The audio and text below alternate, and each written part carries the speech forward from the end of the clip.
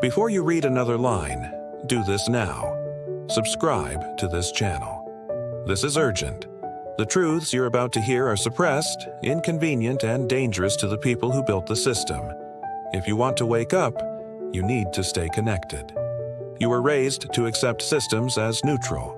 Schools taught you structure, markets sold you efficiency, and culture celebrated stability. None of it presented as architecture designed to concentrate power. The convenience felt natural. The control felt invisible. The first lie is that institutions serve you. They present themselves as guardians of order, fairness, and progress. But many are mechanisms optimized to reproduce advantage, protect interests, and quiet questions that threaten revenue or authority. Power uses legitimacy as camouflage. When an institution speaks, its voice sounds like truth because legitimacy lowers suspicion. Legitimacy is manufactured through awards, credentials, and rituals that mask who actually benefits from the rules being enforced. Look at how rules are written. Complexity is deliberate. The more intricate the regulation, the less likely ordinary people can challenge it. Complexity becomes a moat where expertise is sold and accountability vanishes into footnotes and committees. The system runs on incentives, and incentives shape behavior. Subsidies, tax breaks, grants, and contracts steer institutions toward outcomes that favor insiders. What looks like policy is often a carefully calibrated reward system for predictable compliance. History is edited to justify the present. Official narratives highlight continuity and inevitability while burying dissent, alternatives, and successful experiments that threatened entrenched interests. Memory itself is curated to normalize the current design. Transparency is a performative trick. Reports, dashboards, and press releases create an appearance of openness while key decisions happen in private meetings, closed-door deals, and unpublicized alliances between actors who never face public scrutiny. Consent is manufactured through choice architecture. Provide an illusion of options, but shape the menu. People will defend the choices they made even when the menu was prepared to limit outcomes. Participation becomes a tool of pacification. Markets are framed as neutral mechanisms, yet market rules are written by winners. Competition is a myth when consolidation and regulatory capture ensure that a few gatekeepers extract value while selling the public the illusion of choice. The legal system appears impartial, but law is interpreted by those embedded in it. Court rulings, precedent, and administrative discretion often preserve the status quo under the guise of neutrality, while systemic injustices persist. Media magnifies and silences selectively. Headlines decide which events become crises and which disappear without notice. The agenda is curated. Outrage is amplified when useful, and inconvenient stories are deprioritized or delegitimized.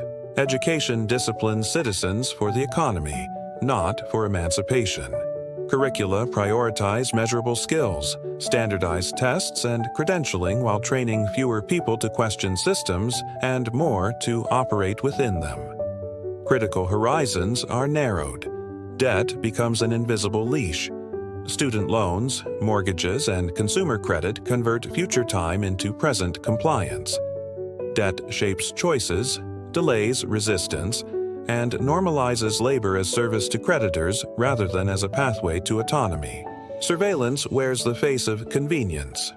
Cameras, apps, loyalty programs, they promise ease while mining behavior. Data becomes a lever of influence. Patterns translate into nudges, and nudges become the grammar of predictable compliance. Philanthropy rebrands extraction as benevolence. Large donors finance research agendas, shape public priorities, and earn moral cover, while private wealth steers public life. Charity becomes a mechanism to legitimize influence, not to democratize it. Crisis is the accelerator. Emergencies compress time, suspend scrutiny, and permit sweeping changes under temporary orders. The temporary often ossifies, turning emergency powers into permanent architecture that reshapes daily life. Networks of power are less visible than hierarchies. Boards, consortiums, think tanks, and backchannels coordinate policy across sectors and borders, creating policy coherence that answers private interests more often than public needs. Opacity facilitates coordination. Language is weaponized to reframe dissent as risk.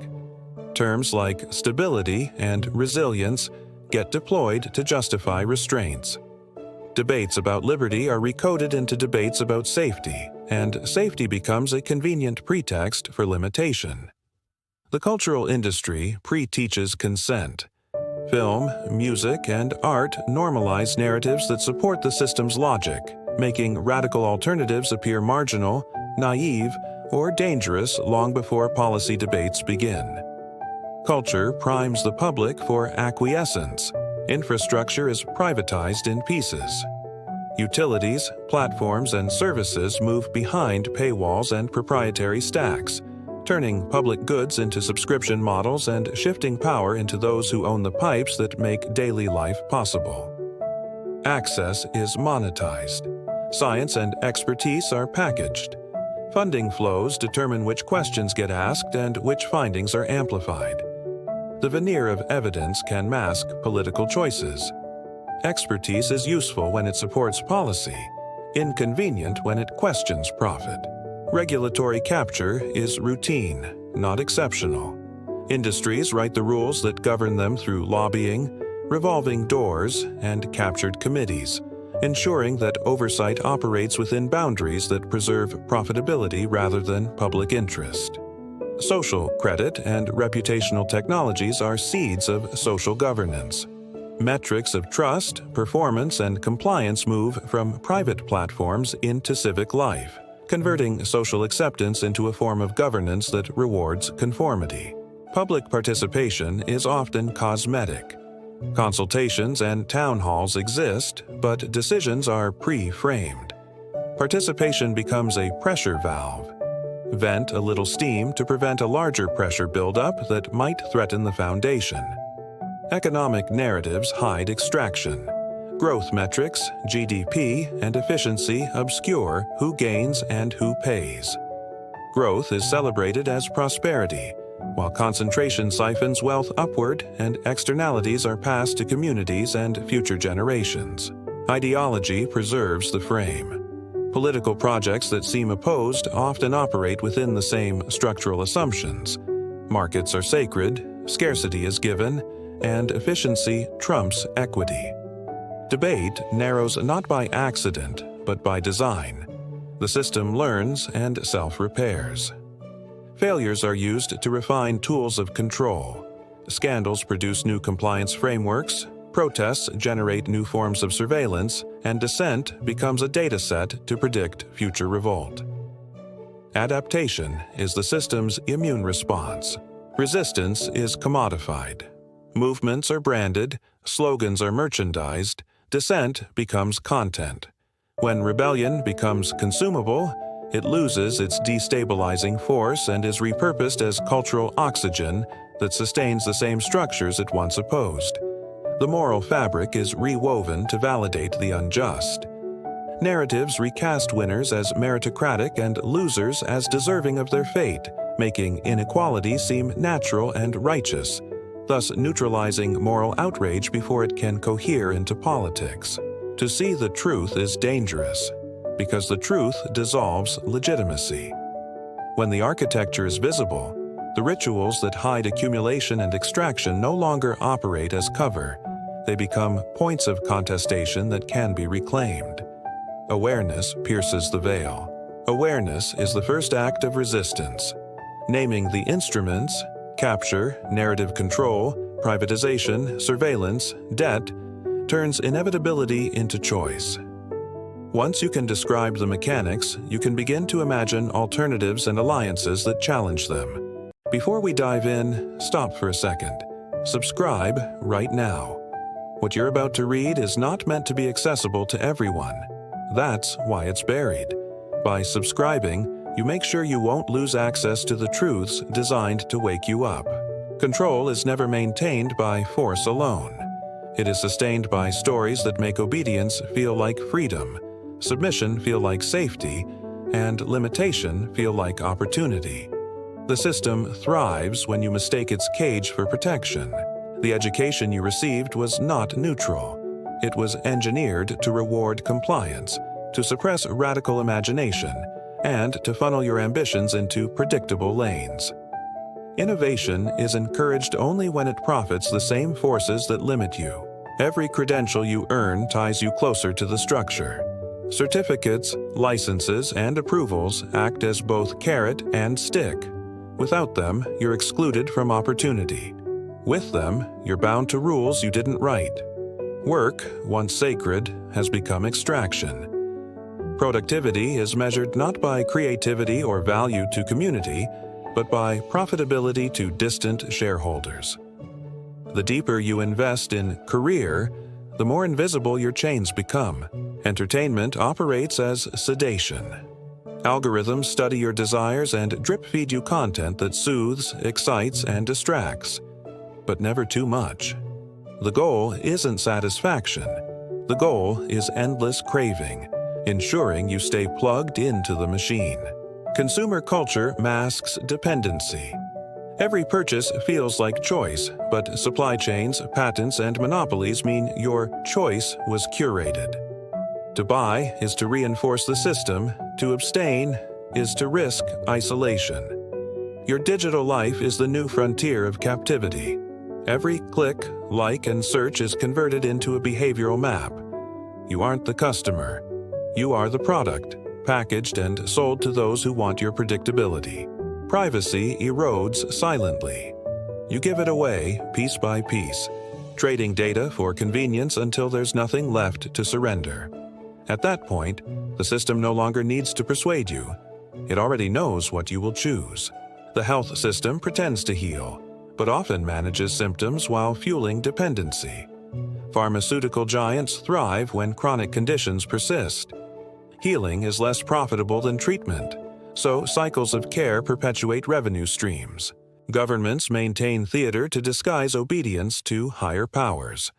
Elections rotate actors, but the stage, script, and sponsors remain the same. Change feels real, but the system absorbs it, ensuring continuity beneath the surface. The language of freedom is weaponized against you. You're told you are free to choose, free to speak, free to live. Yet every freedom is fenced with conditions, monitored with surveillance, and revoked when it challenges control. You are conditioned to fear collapse. The system whispers that without it, chaos will consume you. But this is projection. The chaos already exists, hidden in inequality, war, debt, and ecological collapse manufactured by the very architects of stability. Crisis narratives are rolled out to justify expansion of power. A disaster appears, authority grows, and when the disaster ends, the authority never shrinks back. Each crisis leaves behind new scaffolding of control. The illusion of meritocracy keeps resistance fragmented. If success is earned, then failure must be deserved. People turn against one another instead of uniting against the architecture that guarantees inequality. Division is the system's shield. Even rebellion is anticipated. Movements are monitored, infiltrated, and steered. Protests that cannot be contained are commodified. Slogans become hashtags, hashtags become ads, and the fire of outrage is repurposed as fuel for profit. The most sinister trick is normalcy. When every injustice is presented as the natural state of the world, outrage becomes fatigue. People adapt, forget, and move on, accepting the unacceptable as just another headline. But beneath this machinery lies fragility. Systems require constant consent. They can only continue if the majority remains unaware of their mechanics. That is why truth is hidden, silenced, or ridiculed when it leaks out.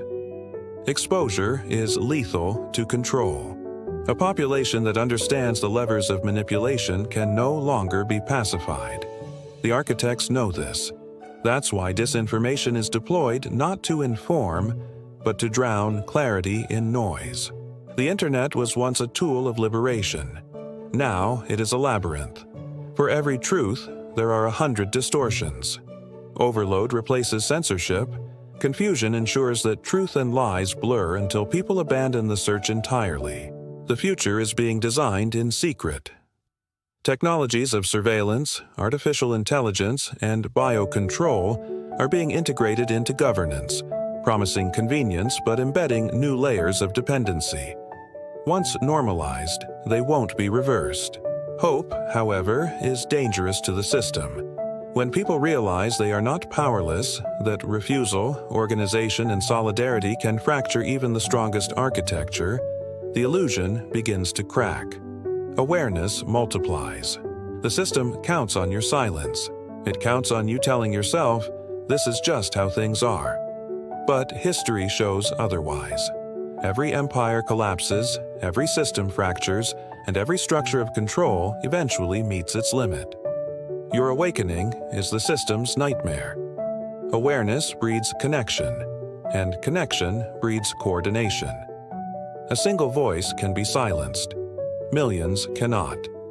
That's why they fear your mind more than your body. What you accept is what survives. The moment you refuse to accept, you alter the foundation. Awareness is the ignition, but refusal is the fire. Once enough people say no, the architecture trembles. The dark truth is that the system is not unbreakable. It is fragile, dependent on your consent, your labor, and your silence. It survives because you believe it must. The moment you question it, you weaken it. You are not powerless. You are essential. Every system of control has always rested on the belief that the people beneath it are too distracted, too divided, or too afraid to challenge it. History is rewritten the moment they realize otherwise. This isn't just knowledge, it's responsibility. Once you see the architecture, you can't unsee it. Pretending ignorance is complicity. Understanding forces a choice. Do you remain part of the machine, or do you begin to resist? Awareness is contagious. Share it, speak it, live it. The system wants silence because silence sustains it. Every conversation, every question, every refusal to accept the script is a blow against the illusion of inevitability. And before you go, listen carefully. Subscribe to this channel right now. The truths you've just uncovered are only the beginning. The system doesn't want you here, reading this. That's why staying connected is not optional. It's survival.